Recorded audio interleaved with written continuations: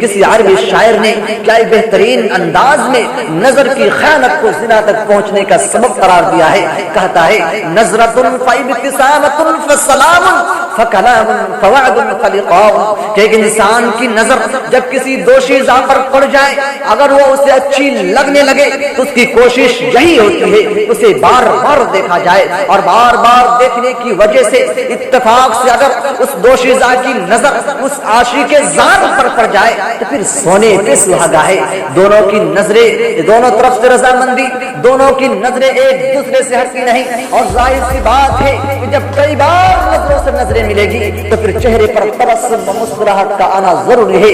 جب نظروں سے السلام علیکم ورحمۃ اللہ وبرکاتہ.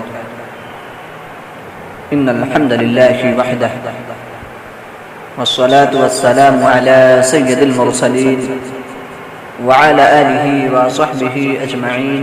اما بعد، اعوذ باللہ من الشیطان الرجیم. بسم اللہ الرحمن الرحیم. وَإِن تَعُدُّوا نِعْمَةَ اللَّهِ لَا تُحْصُوهَا. محترم سامعین، آج کا میرا موضوع ہے اپنی نظروں کو شیطان کا تیر نہ بنا. اللہ تبارک و تعالیٰ نے انسان کو ایک ایسی چیز عطا فرمائی جو اللہ رب العالمین کی قدرت کے کرشموں کا ادراک و مشاہدہ کراتی ہے. پل بھر میں انسان کو دنیا کی رنگینیوں کا مشاہدہ کراتی ہے. اگر انسان صحیح طور پر اس کی حفاظت و صیانت کرے اور ایسی جگہ اس کا استعمال نہ کرے جس کی ممانعت کتاب اللہ اور سنت رسول اللہ صلی اللہ علیہ وسلم میں آئی ہے تو اس کے لیے وہ چیز باعث رحمت ہوگی. لیکن اگر انسان اس سے فائدہ حسنہ حاصل نہ کر پائے تو وہ ابلیس کے تیروں میں سے ایک زہریلے تیر کی شکل اختیار کر لیتی ہے. یوں تو اللہ تبارک و تعالیٰ نے ہمیں بے شمار نعمتوں سے نوازا ہے، اور خود اللہ تبارک و تعالیٰ نے اپنی مقدس کتاب قرآن کریم کے اندر ارشاد فرمایا ہے کہ وَإِن تَعُدُّوا نِعْمَةَ اللَّهِ لَا تُحْصُوهَا، اگر تم اللہ کی نعمتوں کو شمار کرنا چاہو تو نہیں کر سکتے. انہی بے شمار نعمتوں میں سے ایک نعمت آنکھ ہے، جس کو اگر نعمت عظمیٰ کہہ دے تو کوئی دو رائے نہیں، کیونکہ آنکھ اللہ رب العالمین کی اتنی بڑی نعمت ہے جس کے ذریعے انسان دنیا کی رنگینیوں کو دیکھ کر لطف اندوز ہوتا ہے. مگر یاد رکھنا چاہیے یہی آنکھ ہے جو انسان کو بڑے سے بڑے فتنوں میں ملوث کر دیتی ہے. یہی آنکھ ہے جو انسان کو لوگوں کے تھپڑ کھانے پر مجبور کر دیتی ہے.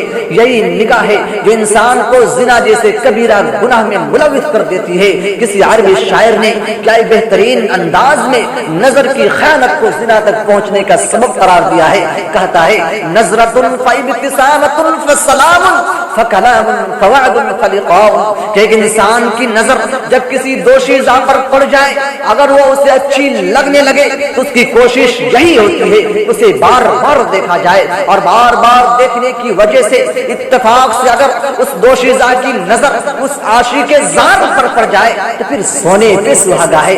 دونوں کی نظریں، دونوں طرف سے رضامندی، دونوں کی نظریں ایک دوسرے سے ہٹتی نہیں، اور ظاہر سی بات ہے کہ جب کئی بار نظروں سے نظریں ملے گی تو پھر چہرے پر تبسم و مسکراہٹ کا آنا ضروری ہے. جب نظروں سے نظریں ملی، مسکراہٹ ظاہر ہوئی تو بھلا یہ کیسے ہو سکتا ہے کہ ایک راستے سے گزر ہو اور سلام نہ کیا جائے؟ جب سلام جیسی پاکیزہ عبادت کو گنونی جگہ استعمال کر کے ملاقات کا ذریعے بنایا جائے تو پھر ایک دوسرے سے کلام کرنے میں دیر نہیں ہوتی ہے، اور جب معاملہ بات تک پہنچ جائے تو پھر وعدے ہونے لگتے ہیں، اور وعدوں میں ملاقات کی ایک ایسی جگہ کی تجویز کی جاتی ہے جہاں دلوں سے اللہ تبارک و تعالیٰ کا خوف نکال کر لوگوں کی نظروں سے اوجھل ولا تقربوا الزنا انه كان فاحشة وساء سبیلا کی مخالفت کرتے ہوئے جسموں اور عزت عزتوں کو فروخت کرتے ہوئے نظر آتے ہیں.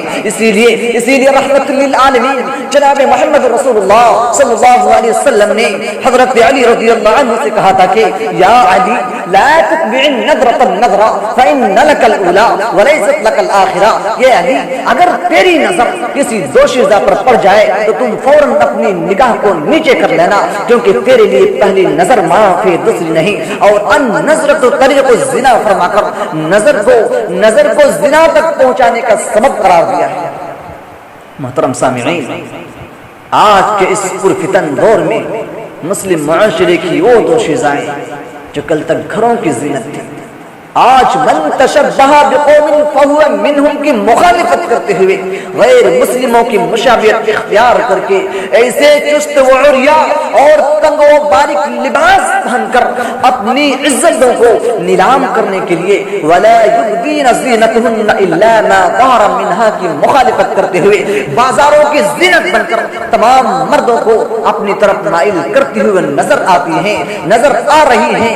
اور دور جدید کے مسلم نوجوانوں کو کیا کہنا, وہ تو الا بذکر اللہ تطمئن القلوب کی مخالفت کرتے ہوئے بازاروں کی سیر و تفریح کا مقصد صرف یہی ہوتا ہے کہ تنگ و باریک ننگی اور برہنہ دوشیزاؤں کے حسین و جمیل اعضاء کو دیکھ کر دلوں کو سکون پہنچایا جائے. کیا رب کائنات نے کل للمؤمنین یغضوا من ابصارهم ويحفظوا فروجهم فرما کر مردوں کو اپنی نظروں کی حفاظت کرنے کا حکم نہیں دیا ہے؟